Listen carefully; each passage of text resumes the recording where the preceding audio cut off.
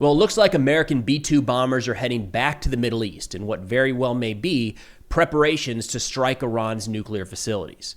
Now, in today's video, we're going to get into the target that the United States is likely going after with these B-2s, the potential fallout from dropping bombs on a nuclear facility, and then why Israel can't carry out this exact mission set themselves, but some other options they have at their disposal. Now, just a few hours ago, we got news that at least 6 B-2 stealth bombers had departed the United States heading west towards Diego Garcia. That's an airfield in the Indian Ocean, 2,000 kilometers away from Iran, so well within striking distance for these B-2 bombers. The reason the movement of the B-2s is notable is because this is the aircraft that the GBU-57 was designed to be dropped from. That's a 30,000-pound bunker buster bomb. It's massive. I think it's the largest conventional munition we have in our arsenal. It also goes by the name MOP, or Massive Ordnance Penetrator. The United States is the only country that has this specific munition, and it's only really designed to be carried by these B-2s. The target that they are likely going after in Iran, and more details on this in a moment, is the Fordo enrichment facility, which is a deep-buried underground facility that would need something like the GBU-57 to effectively destroy it. Now, the B-2s come on top of significant U.S. military buildup in the region in recent days and weeks. These are rough numbers, estimates, because the actual numbers are likely classified, but we're talking about at least a dozen or 12 A-10s, 48 F-15s, 48 F-16s, 22 F-35s, 12 F-22s, at least 55 refueling or tanker aircraft that have moved recently to Europe and the Middle East. Of course, the 6 B-2 bombers that are apparently en route to Diego Garcia. We also have the USS Nimitz Carrier Strike Group that was just redeployed from the Pacific, set to arrive in the Middle East any day now. This weekend was the rough estimate. They joined the USS Carl Vinson Carrier Strike Group that was already operating in the Middle East. And just yesterday, Fox News broke the story that the United States Navy now has 5 guided missile destroyers in the Eastern Mediterranean, a significant uptick from the one that was there when these hostilities first broke out. So across the board, a massive increase in U.S. military assets moving to the region.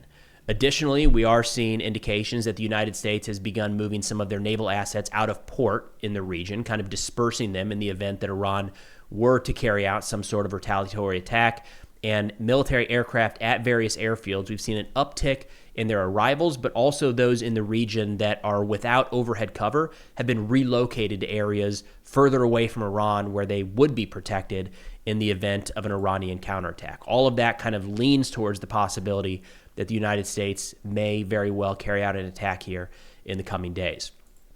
Now, when looking at the specific target here that the U.S. is likely to go after, we're talking about the Fordo Nuclear Enrichment Facility. This is a deep-buried underground facility, and in doing the research here and trying to explain this, I came across a video that I thought did a great job, and rather than kind of summarizing it, it might just be best to play this 3-minute clip on or about from the Alma Research Center explaining the Fordo Underground Enrichment Facility. Let's give that a watch. Fordo, Iran's key underground uranium enrichment facility. In the heart of Iran can be found a complex vital for developing nuclear weapons. 24 kilometers northeast of Qum is the Fordo fuel enrichment plant. The fuel being uranium with the capacity to be enriched to weapons grade levels of 90%.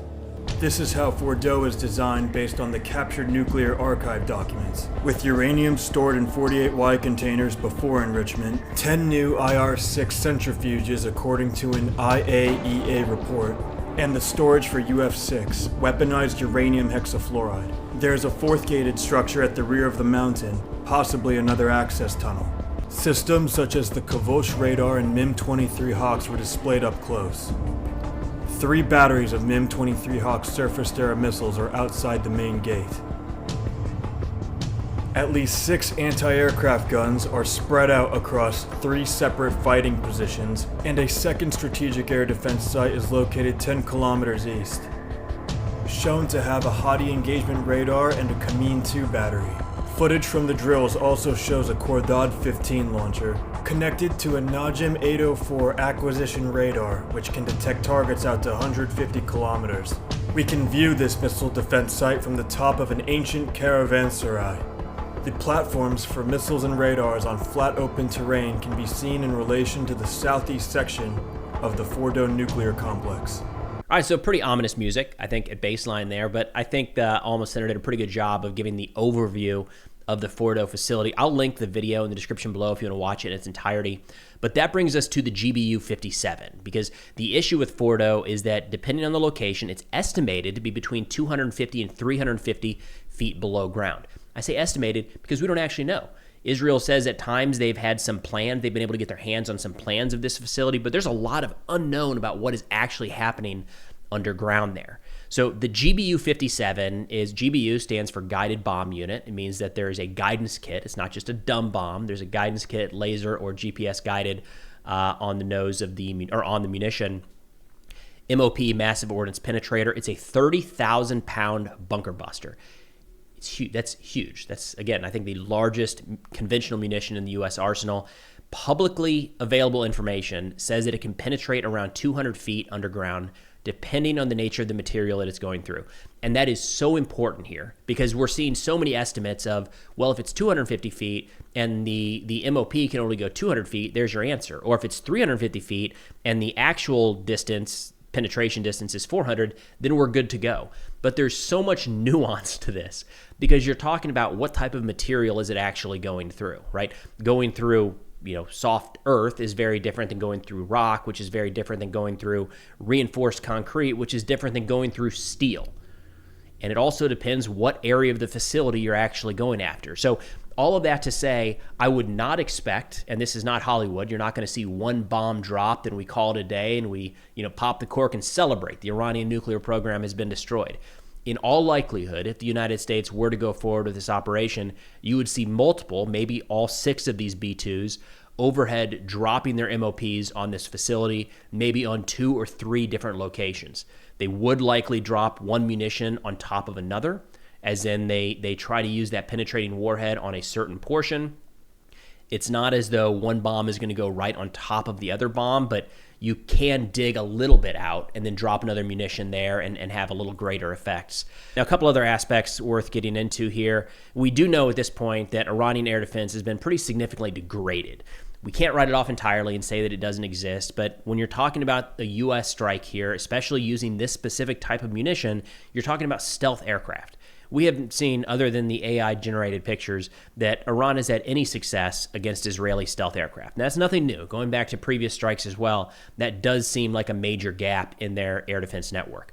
So, B-2s already being stealth, already at a lower likelihood of getting hit, but with the degradation of Iranian air defense in the last week carried out by Israel, likely around some of these key nuclear facilities, the risk of U.S. aircraft getting hit is even lower.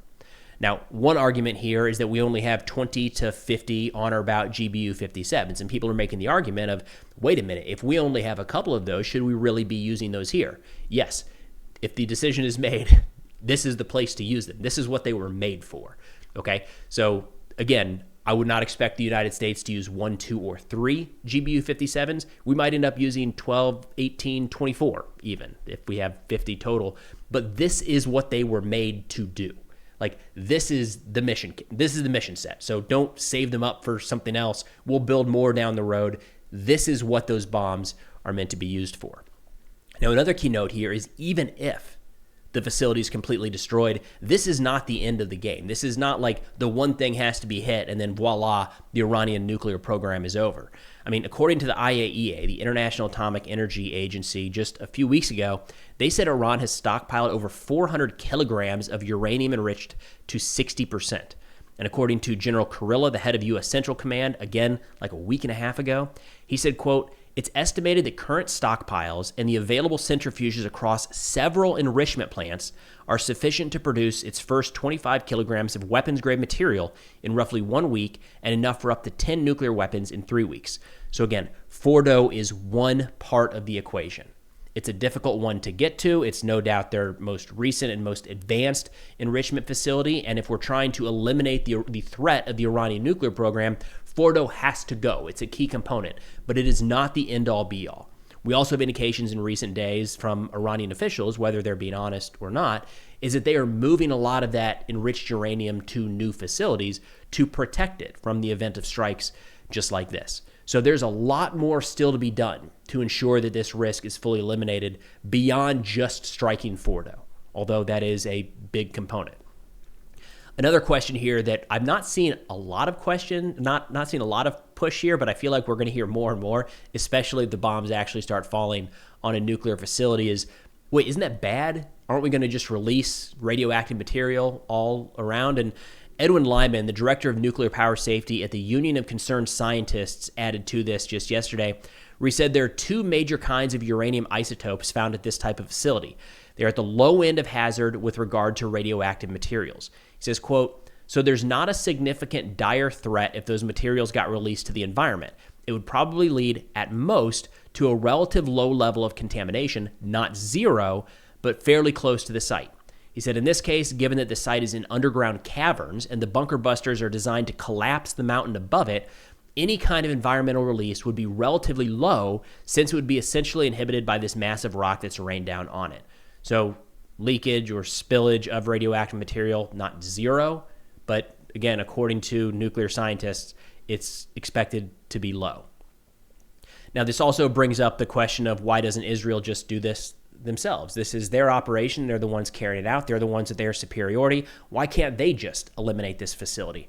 And we are seeing Israel carry out very effective strikes. More details on last night's strikes in a moment here, all across the country. And they no doubt could hit Fordo right now. I believe they've already started to hit some of the air defense sites in that region. The challenge is Israel does not have bunker buster bombs that can go deep enough to effectively penetrate Fordo. There's been a bunch of graphics showing this. They've got some, again, that have been successfully utilized against targets in Lebanon. I believe some have been used in Gaza as well. They're not going 250, 350 feet below ground. Now, Warzone did an interesting assessment here where they said, hey, because the challenge with the GBU-57 is Israel doesn't have any bombers, aircraft that are designed to carry a 30,000-pound bomb. F-35s can't carry that. It's way too big. Israel does have cargo aircraft. So Warzone did this assessment, this rundown of like, what if Israeli C-130 cargo planes could actually carry the GBU-57 and just push it out the back? Because we've seen that before. The Moab was pushed out the back of a C-130. It's a big bomb, although my understanding is it's about one-third the weight, one-third the size of the GBU-57. In their assessment, they say according to the payload and storage capacity of a C-130, the GBU-57 would fit, and the aircraft could fly. One at a time, they believe. But the challenge here is we don't know if that's ever been tested at all.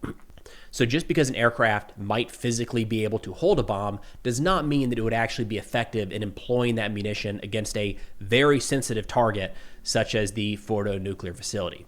Also, we already, the surface-to-air threat has been significantly reduced, but a C-130 is a very slow-moving aircraft. And if you're getting ready to line up a bomb strike to push this massive bomb out the back, it's slowing down even more, going directly over the target location. Much higher risk of that getting shot down than a stealth B-2. So maybe, possibly, Israel could push it out the back of a C-130. That should not be high on anyone's list if we're actually trying to achieve the desired results here. Another possibility that's been raised in recent weeks, and I wouldn't write this off entirely, is the possibility of ground forces moving in to effectively sabotage, set explosive charges inside of Fordo. Israeli ground forces is what I keep hearing, but look, I don't know that I would write off entirely the assistance of U.S. military personnel, just given the complexity of what this operation would entail. Now, this would be incredibly, incredibly risky, but we have also seen Israel carry out these special op raids like this behind enemy lines into Lebanon and Syria to dismantle key infrastructure in recent months, in recent years. This is an entirely different level. So for starters, this is much further away than anything in Syria or anything in Lebanon. Fordo is a pretty significant underground facility. So this is not like going up into Lebanon. They hit some tunnel networks that were big, nothing like this. They also hit an underground or a weapons production facility, I believe some of it underground in Syria that Iran was putting together. Also, not as big as Fordo. Fordo is estimated, and that's a key component here, is we don't actually know the details, or at least publicly don't know the details of this facility. It's estimated to be around 45,000 square feet, which is roughly comparable if it was one big open room to like Best Buy or Planet Fitness. But the problem here is it's not just one big open room. It's a bunch of tunnels and unknown access points built into the side of a mountain, likely heavily guarded. Right? You have to assume something as important like this to the IRGC probably has significant manpower around there, making sure that there's no sabotage or no commando raids going in to do just that. So in turn, Israel would not be able to infill a squad, a platoon, even a company-sized element, because they would likely have to fight their way into the facility, then send a significant component in to find the appropriate areas to set these explosive charges, carry in enough explosive charges to get this done, and have a large enough element outside pulling security so that no additional IRGC elements can pull up, kill, or possibly capture those commandos. On top of that, you've got the whole aspect of infill and exfil. Probably easier now, given the lack of air defense that Iran has shown in recent days. There's more of a likelihood Israel would be able to have some degree of air superiority even over the plant, maybe provide close air support for the troops on the ground. But this is conducting a commando raid long distance away from Israeli territory with a lot of things that could possibly go wrong. Still, given what we've seen Israel do in recent months, I wouldn't write that off entirely. So that's kind of the Fordo situation that we need to keep an eye on here in coming days. If the United States does get involved, that is where we're likely to play a role.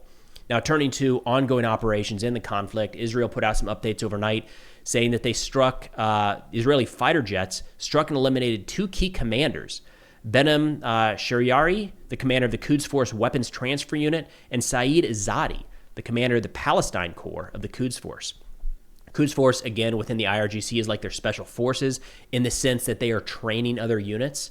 Foreign internal defense kind of is the special forces mission here in the United States. It's like that, just much more devious. And that those are the ones standing up groups like Hezbollah, Hamas, the Houthis, and facilitating their use of Iranian weapons. So they say as part of his duties, Shariari was responsible for all weapons transfers from the Iranian regime to its proxies across the Middle East. He worked directly with Hezbollah, Hamas, and the Houthis. Azadi was the commander of the Palestine Corps, a key coordinator between the Iranian regime and Hamas, and one of the main orchestrators of the October 7th massacre. He was responsible for military coordination between the senior commanders of the IRGC and the Iranian regime and key figures in Hamas. So no doubt that one is a pretty personal response there by Israel. Clearly, Azadi is a key figure, but also anytime you can tie folks from the Quds Force back to the October 7th massacre, that's somebody that Israel's clearly going to want to go after. Now, additionally, we saw a continuation of Israeli strikes against surface-to-air assets as well as long-range surface-to-surface missile launch platforms. The commander of the Hatzerim Air Base, Brigadier General Ayin, said that they are continuing to strike these ballistic missile threats all across Iran.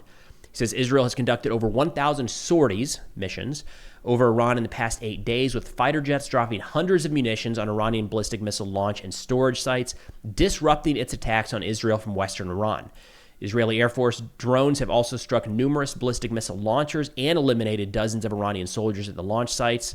The IDF says these strikes make Iranian soldiers feel hunted, and that they've observed them abandoning and fleeing the launchers in recent days.